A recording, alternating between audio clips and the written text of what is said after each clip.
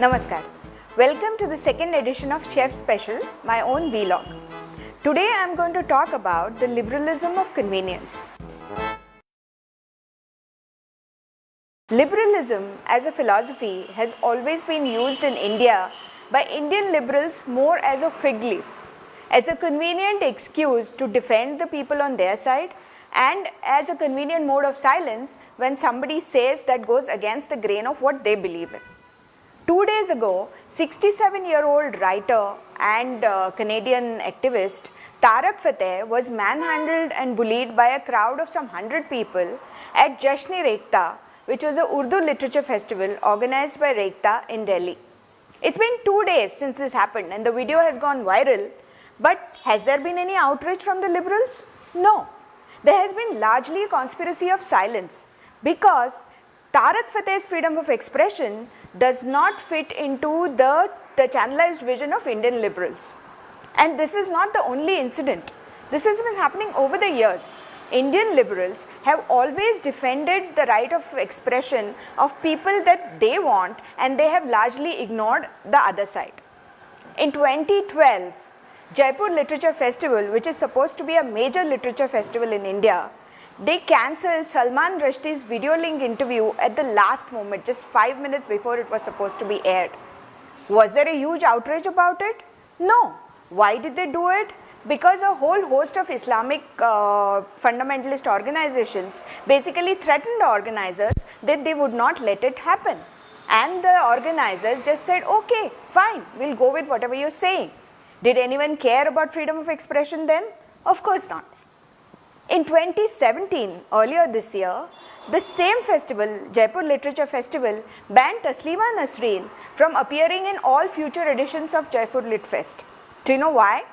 Her only crime was she spoke in favor of the Common Civil Code. So on one hand you talk about women's rights, on one hand you talk about feminism, but when somebody actually speaks in favor of Uniform Civil Code, you just decide that she is not going to be invited to Jaipur Literature Festival because, as one of the organizers said, they are for minority rights. How convenient is this? There are countless examples of this conspiracy of silence. In 2015, noted writer Vikram Sampath, he was hounded out of the organization of Bangalore Lit Festival. This was the same festival that he founded a few years ago, mind you. But he was basically bullied into silence, he was bullied into quitting because his only crime was that he said award Wopsy doesn't serve any purpose. And 3 Kannada writers decided to boycott the whole literature festival because of this one utterance by Vikram Sampath.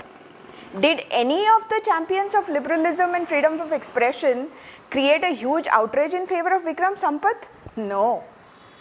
Have you heard about this lady called Shireen Darvi? She was the editor of a Urdu newspaper called Awadhnama. She published the Charlie Hebdo cartoons. And you can guess what happened. There were morchas against her newspapers. She was forced to print an unconditional apology. She was even arrested. Her paper was almost shut down. Did anyone bat for her? No. Last year, closer home, Lokmat had published a cartoon of a piggy bank to illustrate the funding to IS. Because of this cartoon and because pigs are considered un-Islamic, a lot of Islamic organizations basically protested. Lokmat apologized and there was an unconditional apology published. But did anyone say that Lokman had the right to publish whatever it wanted? No. So this whole thing about freedom of expression and somebody's right to have freedom of expression is a very selective thing according to the Indian liberals. So when a little known outfit like some Rajput Sena basically tries to manhandle Sanjay Leela Bansali, everybody, including film stars, directors, writers, journalists, everybody protested that this is an attack on somebody's freedom of expression. But when Vivek Agnihotri, who is also a film director, was manhandled and he was stopped from showing his film at Jadavpur University by left organizations, did anybody raise their voice for him? Of course not. This hypocrisy of we will support the freedom of expression only of the people whose expression we support, and we will batter you into silence if you have any other views, is what describes Indian liberalism today. Indian liberalism is not even a philosophy anymore. It's just this huge, giant round of hypocrisy.